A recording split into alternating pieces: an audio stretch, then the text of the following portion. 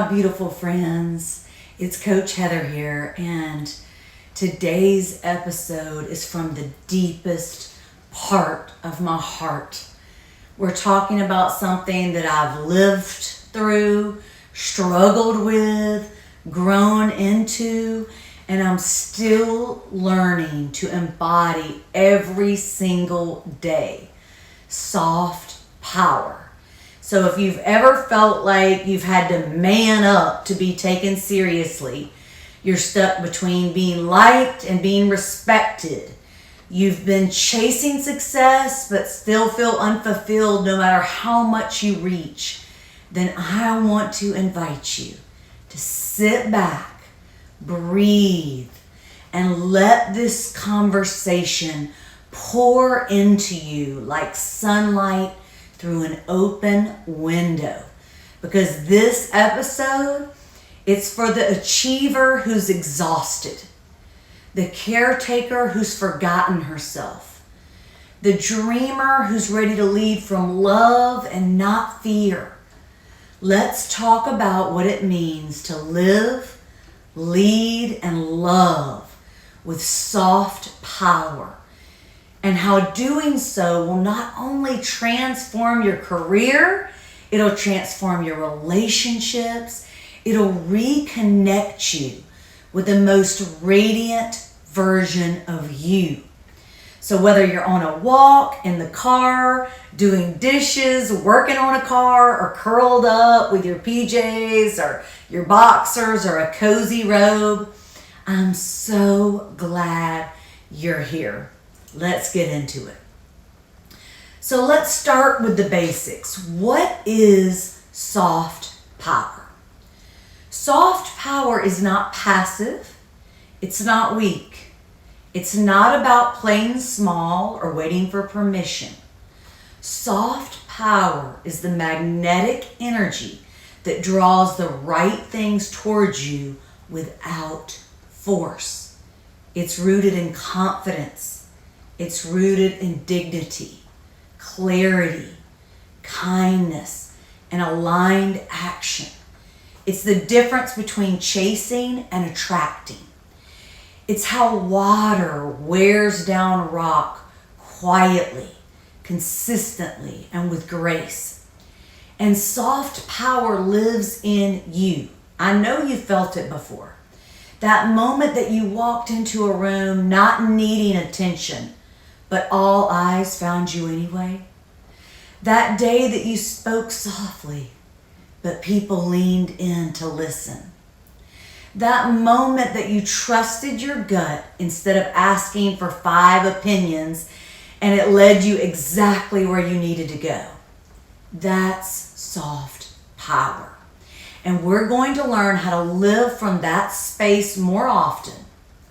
So, we're also going to talk about the science behind why this energy works and how you can use it to rewire your behavioral patterns, your neural patterns, your presence. Okay? So let's talk about it. Why does soft power work? Not just energetically or spiritually, but neurologically. There's a concept in neuroscience called co-regulation. So it means that when someone is grounded, when someone is calm and present in the moment, their nervous system helps regulate the people around them. So I've been around people like this, right? And I know you have too. It just makes you feel so good to be around these people. Feminine energy, when rooted in softness and authenticity, is incredibly calming.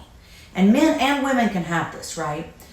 It signals to others, you are safe here. And that's what makes it so attractive. You don't have to be the loudest.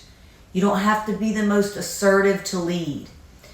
You just have to be the clearest, the calmest, and the most in alignment. And here's another key idea. Mirror neurons. Our brains have special cells that mirror the emotions of people we are around. So if you walk into a room grounded with people that are secure in their self-worth and they're joyful and they're present in the moment, other people feel that. They begin to mirror that. And that's why confidence is contagious. So here's an action step for you. The next time you enter a room, pause. Take a deep breath. Drop your shoulders and say to yourself, I am grounded. I am magnetic. Then enter. You don't have to perform. You just be. That's your power. So, let me take you back on my journey for a second. When I was in nursing school, I was crushing it. Straight A's, clinical hours, balancing kids and home life, and I really started to shine. I was elected speaker of my class. I won tons of awards, but at home, things were really off. My husband was proud of me, yes, but he was also intimidated. And it's not that he didn't want me to succeed. It's that my rise made him feel unsure of his own value, right? And it was change too, right? And we're always scared of change. And to be honest, I was pushing. I was pushing hard. I was hustling. I was grinding. I was not resting. I wasn't nurturing. I was operating in survival mode. Then I started my MBA. I applied to 47 jobs because I was so desperate to leave the bedside as a nurse. And that's when I met a life coach, Debbie, through the university, who changed everything for me. She told me, Heather, don't throw the baby out with the bathwater. She helped me realize that I did not hate nursing. I did not like the structure of bedside nursing, just wasn't for me. The short-term relationships weren't for me. I craved autonomy, creativity, long-term relationships, and purpose. And for me, that didn't coincide with the bedside. So she led me in a lot of different directions. One was namely clinical research. 10 studies at a time, flexible schedules, you make your own schedule, you're so much autonomy. There's long-term patient care, so you develop those relationships. There's a lot of problem solving, so I thrive. So I finally found the perfect fit, that required a registered nursing license, required my, skills and everything. You had to be able to do IVs well, but it had all the nuances that really fit my personality, right? Lots of freedom in your schedule, lots of creativity, lots of problem solving, and, just different. And it was just a perfect fit for me. So I really enjoyed it. And it began a new chapter of my life. But the more freedom that I gained, the more tension there was at home. My husband didn't understand why I needed so much space, and especially when I started traveling as a travel nurse educator, he saw freedom as distance. But here's the lesson that I learned. Freedom without connection isn't fulfilling. So I had to find a new way to lead, a feminine way to lead. One where I could be powerful and present, where I could hold my dreams and hold space for love. And when I softened, he rose. Our marriage became something more beautiful than it had ever been. So, let's talk about how masculine energy took over and what I did about it. For years, I was stuck in a hyper masculine energy. Not because I'm not feminine, but because I thought I had to prove everything. I still do this sometimes with certain people, certain things trigger it, and I turn into this completely different person, right? I feel like I have to prove myself. I have to be strong, sharp. I have to compete with you. I have to be right. I have to be respected. I have to show you how tough I am, And that's what the world taught me. But you know what I realized? that kind of energy comes from fear and not power. Fear says, if I don't control this, I'll lose it. So it's not necessarily masculine or feminine. We're just using those as terms. Power says, what God's meant for me is not going to go to somebody else. I don't have to compete because there's room at the top for everybody.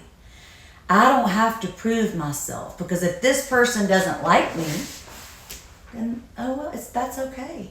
They're entitled to their opinion. And that doesn't mean that they're bad or that I'm bad. It just means what it is, right? Not everybody's going to like everybody. That's what makes the world so beautiful, is that we're all so different and unique, and we all have our own cup of tea, right? We all have our own quan, our own ideal, our own likes, dislikes. So I've started unlearning the control. I stopped micromanaging my marriage. I stopped needing to be right. I started trusting that who I was, that who I am, is enough. So for you, ask yourself, where in my life am I leading from? Am I leading from fear, or am I leading from love? Where am I trying to control something that needs to be released? Soft power begins when you let go, not when you hold tighter. So let's talk about the real blockers of soft power that I definitely have struggled with and still overcome in certain situations. Judgment, resentment, jealousy, competition, and they're so sneaky. Sometimes they show up as comparison, sometimes as gossip, sometimes as putting down another person unintentionally to make yourself feel better. I look better in that outfit than she does. Sometimes they show up as that tight feeling in your chest when someone else gets something that you wanted. I have been there, okay, so many times. And it stems from fear, low self-esteem. But what helped me shift was realizing that I wasn't angry at them. I was grieving a version of me that I hadn't stepped into yet. Jealousy is not a character flaw, it's an invitation. It's a neon sign pointing you to what you secretly desire but haven't allowed yourself to claim. So next time you feel jealous or resentful, pause and ask, what is this feeling teaching me? What am I ready to receive right now?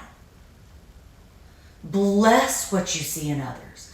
Believe that it's proof that it's on its way to you. For example, that woman, girl that you see in the outfit and you say, I would look better in that outfit. But really, you're just jealous, right? Or you're comparing, or maybe you're feeling insecure because you don't think your partner is noticing you or doesn't think you're beautiful, whatever the reason.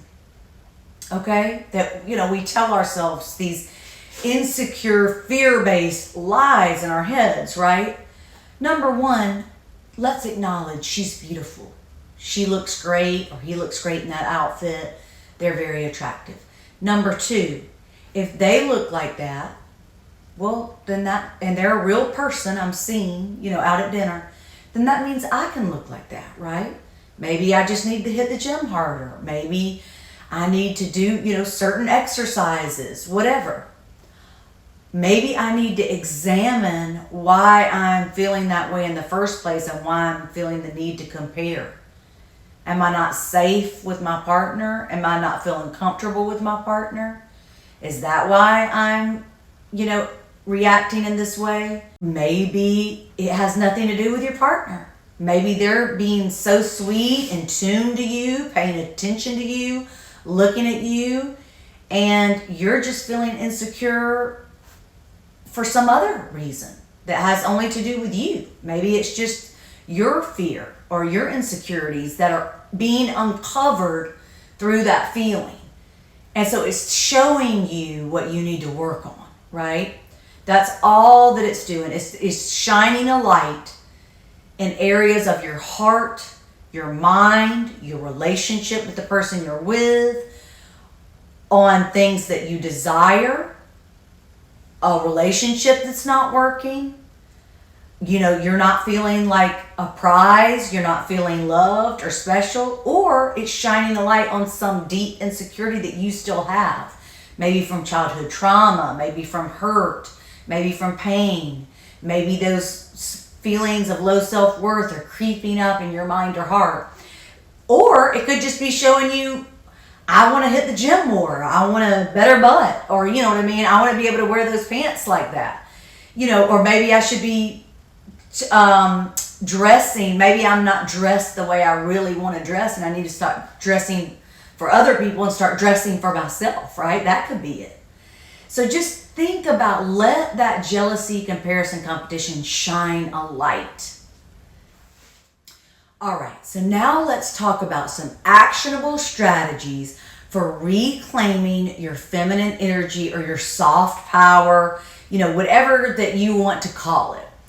Let's bring this from theory into practice. And let's talk about 6 simple but powerful ways to begin reclaiming your feminine energy starting today. And there's some of these that I've already practiced, some that I need to practice way more. We're all in this together, especially if you're overachiever, high achieving. I'm an Enneagram 3 wing 2, so I'm a helper, but I am a achiever, right? And one day, maybe if I achieve this, I'll be worthy, right? I'll be worthy of love. We're already worthy of love. All right, so number 1, sensation-based movement. Move not to burn calories, but to feel. Dance in the mirror, dance in your living room. Stretch slowly. Walk barefoot in the grass. Take a yoga class, a Pilates class, a dance class. Sensual movement reactivates your body's wisdom and softens your nervous system. Number 2, schedule spaciousness. Block time in your calendar that isn't about output. It's about receiving. Rest, breath work, journaling, meditation, a devotion, daydreaming, visualization. Restoration is fuel for feminine creativity. Number 3, self-adoration rituals. Create a 10-minute routine where you nurture yourself like a lover would. Light a candle. Moisturize slowly. Admire yourself in the mirror and say you are worthy. Number 4, declutter your energy field. Say no to what drains you. Clear one space that feels chaotic. It can be your desk, anywhere. Clean up your inner dialogue, especially the self-criticism, and create space for softness. 5, practice receiving without apology. When someone offers help, tells you you look pretty, they like your outfit, or they're kind to you, practice saying thank you without deflecting. Receiving opens your energetic channel. Lead with curiosity, not certainty. Instead of being such a know-it-all, which I can have a tendency to do, especially when I feel threatened, right? Instead of saying, oh, this, that, the other, I know this, well, just acting like you know it all, lead with curiosity. Ask questions. Be curious. Try to learn. That's the feminine genius.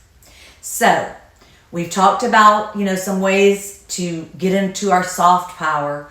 Let's have a journal prompt for today. What does my version of soft power look and feel like in this season of my life? What does it look and feel like in this season? So let's talk about my beautiful Love Shack fancy pink and baby blue and cream dress.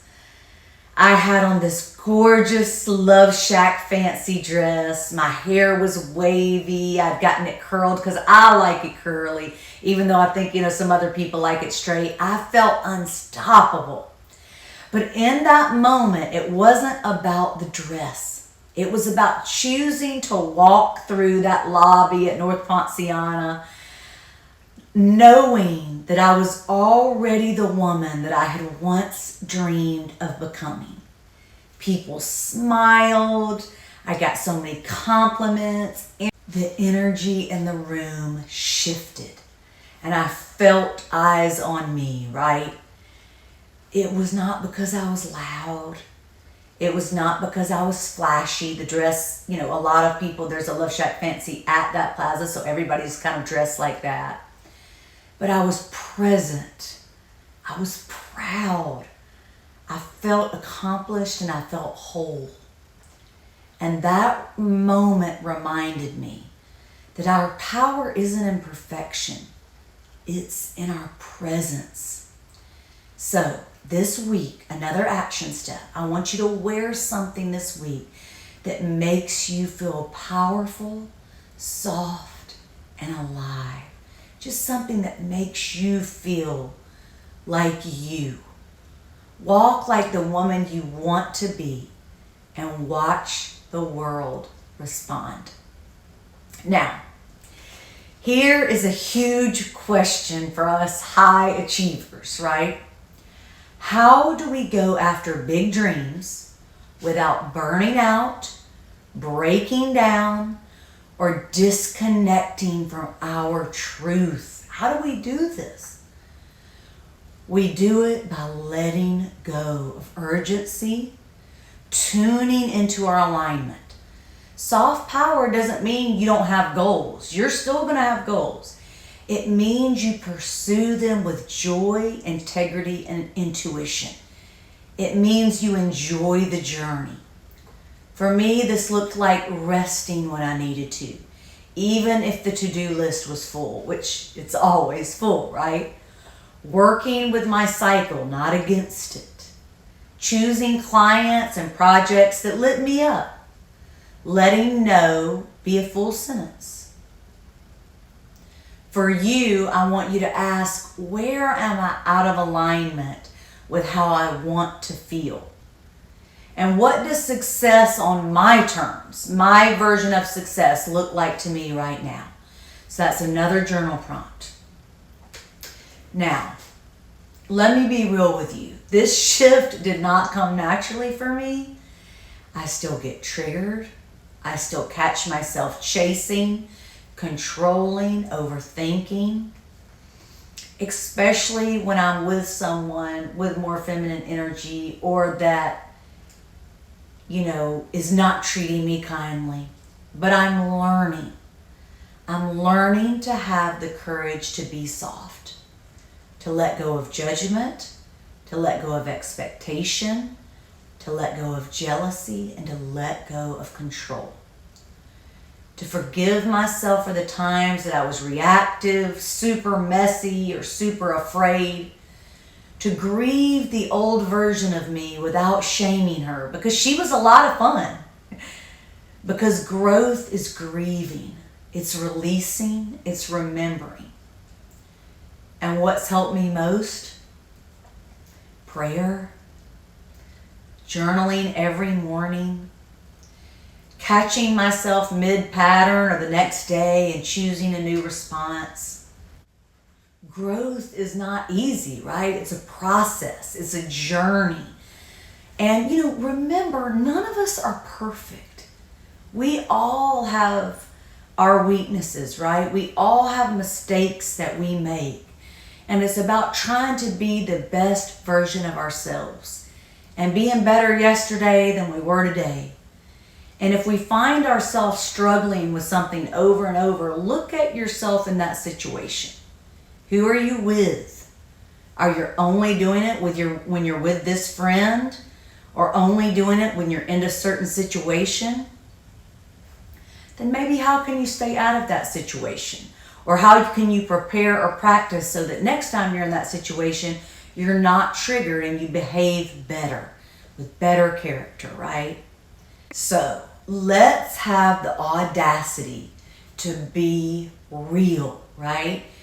Even if it's not always graceful, even if it's super messy, instead of every time something goes wrong and you make a mistake saying, it's all my fault, I'm sorry, maybe it's not all your fault. Maybe it is, but let's have the audacity to live. And if this is you too, you are not alone. Lots of us are messy and still growing and learning. So let's do some affirmations and ground this in your body and in your heart. I am powerful because I am soft. I lead with love, joy, and radiant confidence. I trust myself. I lead with grace. It is okay to be fragile. It is okay to be emotional. There is power in my emotion, and there is power in my fragility. I am magnetic. I am rising. I am ready. I receive with grace, whether it be compliments, gifts, awards. I receive it and say thank you, knowing that what's meant for you is coming to you. Now, let's do another journal prompt. Where in my life am I forcing what wants to flow? Number 2, what version of me am I ready to release with love? 3, what does radiant feminine power look like in my relationships? All right, now let's take some more action steps. And you can write these down and do one a month or one a week or one a day. Number 1, take that Love Shack fancy dress walk or that red dress walk. I've got a beautiful red dress from Target. It doesn't matter where it's from. But practice receiving something without apology. Thank you to a compliment. Thank you for an award. Not thank you, but I really just rolled out of bed. Do something just because it brings you pleasure. So it can be anything that you want to do, but do it just because it brings you pleasure. Sipping a hot cup of tea, reading a chapter of a book. There's no goal, there's no end game. It's just because you like it. And if this episode spoke to your soul today, share it with someone who needs a reminder of their own soft power. And if you're ready to go deeper, then get my Glow Up on the Go guide. It's free and waiting for you at CoachHeatherOwens.com.